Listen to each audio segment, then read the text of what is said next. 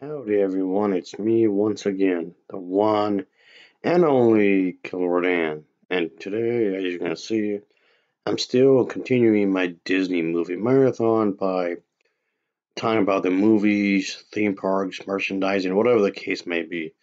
So, of course, I guess for this one video here, I just thought I'll just be talking about one of the animated movies I keep talking about. I guess more specifically, it, Frozen, I guess. This article states that Disney's Frozen franchise doesn't need a third movie.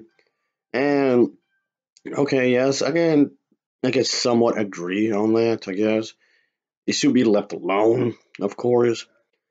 And yeah, okay, yeah. Basically, what's going on is that it's going to break down on why. I do think the article is a bit vague at some points. It doesn't go into much detail.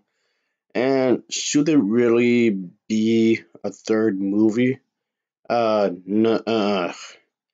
because these movies aren't enjoyable. I like part one. I like part two. Both films are really enjoyable, as far as I'm concerned. Both films are really great. And yes, it did end on a perfect note, no pun intended, with part two. So I don't know how they could have actually continue from this point forward. What can they possibly do exactly? I'm just up in arms here. I don't know. I'm pretty sure they can do some research, I guess, to figure out this story narrative, how to expand the universe in some ways, world building or whatever you want to call it. I guess there's a way out of this situation, but like I said, the second movie pretty much ties up everything. And but yeah, the article states that as expected, Frozen 2 reached high financial heights of its predecessor while getting similar acclaim and whatnot. So yeah, and people call this one of the best Disney franchises out there. And the article also states that this film is a perfect expansion of the first movie, 6 years after the first film, which introduced the two sisters and whatnot. So there's that. I'm talking about, and the sequel speaks about the source of our abilities, which yeah, it does. And however, yeah, the and making a third movie, no, it doesn't seem likely like it should.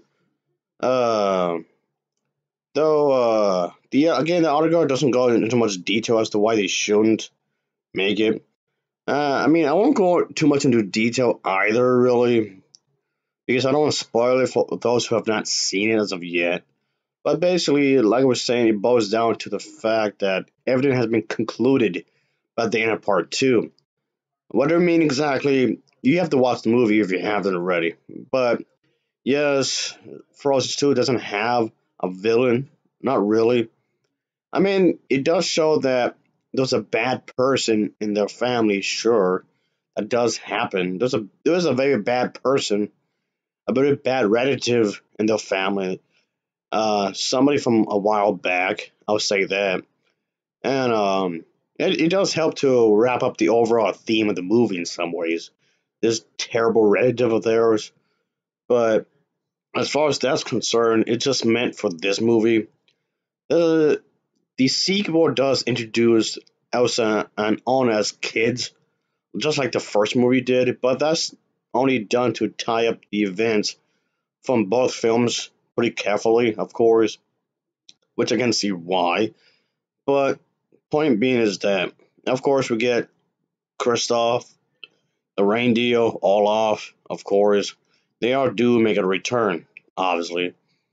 But of course, they were going on this grand adventure to this enchanted forest where they have to basically discover the secrets.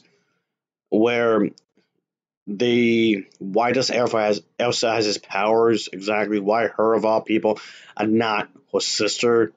Why one sister but not the other? So on and so forth, of course. And there's the whole bit where Kristoff wants to propose to uh, Anna and whatnot. There's the whole bit there, of course. and the Enchanted Forest was introduced when they were much younger. Which, like I said, when they were kids, their parents do play a bit of a bigger role in the sequel compared to the first movie, which, yes, does have something to do with the Enchanted Forest and the bad relative, as I mentioned before. So, again, uh, what I'm getting at is that Frozen 2 does expand on what was already previously established, like any good sequel should, and make the adventure much bigger than before. Again, like every good sequel should. But again, what can they possibly do to make bring up increase the stakes and expand what's already been done?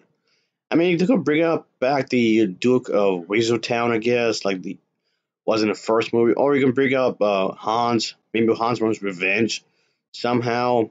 I don't know how he would have got out of jail. I don't know, or maybe since he has a lot of brothers that was mentioned in the first movie, maybe they want to take on the queen or whatever. I don't know. But then the issue with that is just gonna come off like you're just gonna cash in on what's what it pop. You're just gonna repeat what's going on in the first movie. You're just taking stuff from the first movie and just use it for the um, third movie. Then you make it seem like not a repeat. Is what I'm getting at. So how can you possibly expand but not be a repeat? They use the exact same thing over and over again. I don't know. So it just seems odd, how perplexed, and how what specifically can you do? But yeah, folks, just taking many guesses. I'm not really getting any real answers really.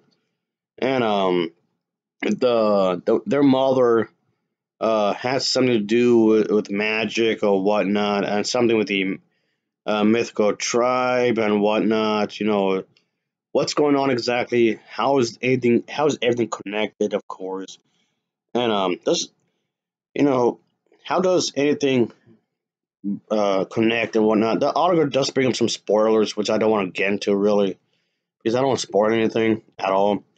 But again, not really getting any real answers, I know, but I just no, just leave it alone. So to some extent, yes, I do agree. Just leave it alone. Don't mess with it. Why ruin a good thing? Is what I'm getting at. Anyway, as always, thanks for watching and take care. Until next time, see ya. Oh yeah, later. Yeah.